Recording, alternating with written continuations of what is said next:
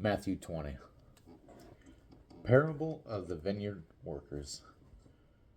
For the kingdom of heaven is like the landowner who went out early one morning to hire workers for his vineyard. He agreed to pay the normal daily wage and sent them out to work. At 9 o'clock in the morning, he was passing through the marketplace and saw some people standing around doing nothing. So he hired them, telling them he would pay them whatever was right at the end of the day. So they went to work in the vineyard at noon, and then again at 3 o'clock he did the same thing. At 5 o'clock that afternoon he was in town again and saw some more people standing around. He asked them, "Why haven't you been working today?" They replied, "Because no one hired us." The landowner told them, "Then go out and join the others in my vineyard."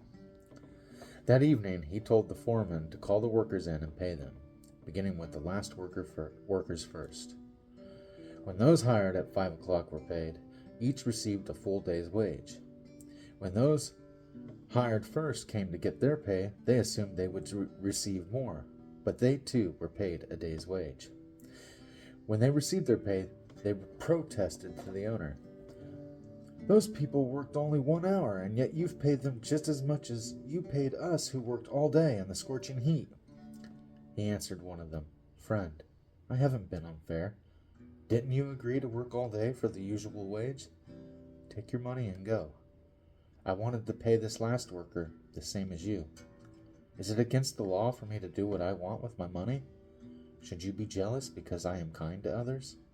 So those who are last now will be first then, and those who are first will be last."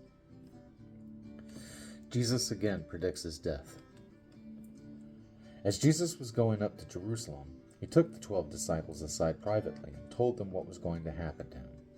"Listen," he said, "we're going up to Jerusalem, where the Son of Man will be betrayed to the leading priests and the teachers of religious law. They will sentence him to die. Then they will hand him over to the Romans to be mocked, flogged with a whip, and crucified. But on the third day he will be raised from the dead." Jesus teaches about serving others. Then the mother of James and John, the sons of Zebedee, came to Jesus with her sons. She knelt respectfully to ask a favor. "What is your request?" he asked. She replied, "In your kingdom, please let my 2 sons sit in places of honor next to you, one on your right and the other on your left." But Jesus answered by saying to them, "You don't know what you are asking. Are you able to drink from the bitter cup of suffering I am about to drink?" "Oh, yes," they replied, "we are able."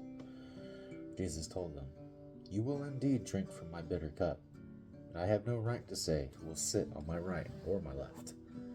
My Father has prepared those places for the ones he has chosen." When the 10 other disciples heard what James and John had asked, they were indignant.